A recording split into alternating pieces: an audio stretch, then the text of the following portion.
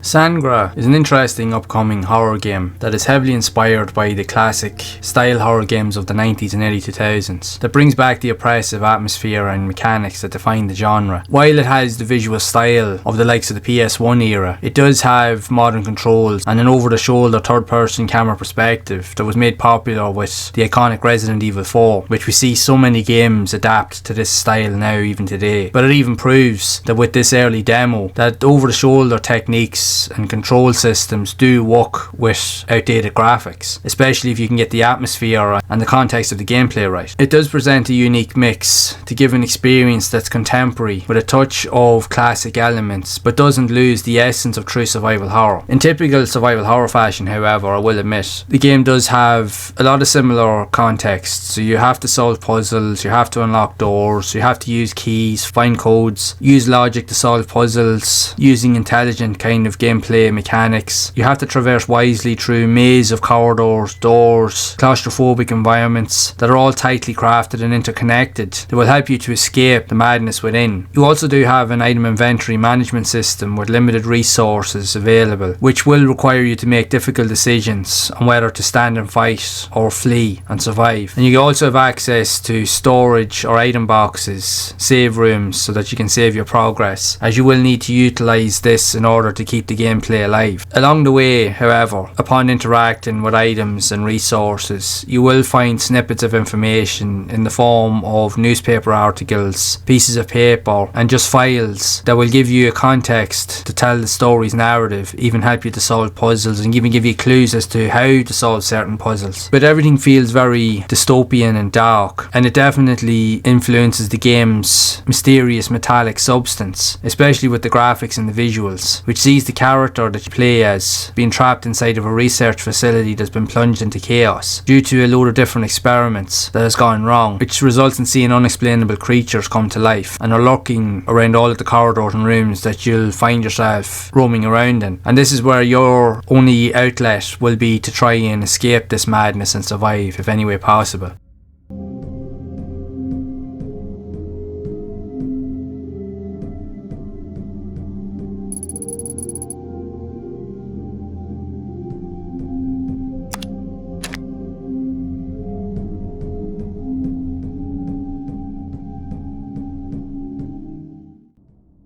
But the puzzles inside the demo here are quite tricky to master. They won't be to everybody's liking, and they use a similar context, like I said, to classic survival horror games. Some are easy to understand while others do take a bit more thought and effort. You will have to do a lot more exploring and even just to look at things twice or three times before you can kind of get an idea as to what to do next. But there's a very unique monochrome and very dark tone, especially with the colour palette uses. It's very limited, and I suppose that's what the game is going for, which also does add to the atmosphere, because I will say that the tension in this game and the unnerving atmosphere that is here is palpable. It really is. It does a good job in what it tries to do. Even some of the puzzles are very reflective of early Resident Evil games. I won't say too much, but you'll have to see it for yourself, and you'll see it and you'll know straight away what it is and what you need to do upon witnessing it. But as you're playing this game, while it was only released just recently, the developer quickly made a few updates that even added a few achievements to the game, which I think is really cool. So it gives you more ways of how to play it, like finishing the game on a speed run in under 5 minutes, finishing the game on hard, finishing the game without shooting your gun or your weapon, even without using health items. So it gives you different synapses or different ways to play the game, so you can get creative and you'll unlock achievements for completing those objectives, which I think is very, very cool. And I think a lot more demos that do come out in this format should have their own distinctive styles or have their own even characteristics or even achievement list, as it just adds more to the experience, so that by the time the full game comes around, you're more eager to play it. And that's the one thing I do really love about the likes of these gameplay demos that we are finding now on the likes of Steam and even itch.io and other game marketplaces, as it brings you back to the days of the classic PS1, Sega Saturn style of games, or even on the PC, where most of our gameplay experiences only came in the form of the demo discs that we had access to, because not all of us could afford to buy the full price games because they were usually too expensive, and at the time, like, most of us were only kids or teenagers, we couldn't afford to buy these games. but we did get a bit of pocket money every now and then, and you'd usually save up every month in order to gain access to maybe a monthly magazine that gave you a few demos to play with and enjoy, which was very, very cool. But for the longest time that became kind of like a lost art. But the one thing I love about modern platforms, especially with Steam, and it's starting to happen now even on consoles again, where you are starting to get demos of games all over again, which I genuinely think is very, very cool. And I think it's a necessity to give you an outlay or to give you an understanding of a game, but even to help you with a purchasing decision, whether it's going to be something that you might be worth looking into or worth buying maybe in the future. Plus, I also find as well these demos are a really, really cool way to find games that you wouldn't even look at or that you wouldn't even know existed. And that's how I find a lot of these games here on the channel, is that I find them just by pure chance, just by stumbling across them, just by either browsing on Steam or itch.io, or maybe as part of maybe some of the Discord servers that I'm part of, where someone will put up a link or they'll mention a brief element of a game that's about to come out, and they might leave a link or they'll just give you an idea. So the first thing you'll nearly go and do is you'll go and search those marketplaces to see if you can find anything about the game, to see if you can play it, and just to either create content or just to understand the game and just enjoy it for what it is, which I think is very, very cool. But yeah, I definitely think that these demos do play a massive important role in how these games play out and if they become popular. But at the same time, it's also a great way to showcase a lot of these upcoming horror games as well. I think the demos or the early demos of them are definitely among some of the best ways to experience them firsthand. And a lot of the games that I've bought over the last number of years genuinely have been because I played the demos first. And I think what we have here with Sangra is another very cool game in the making. I think that is going to be very popular, especially among horror fans. Well, yes, it doesn't really break new ground in terms of what it tries to do, but it mixes so many different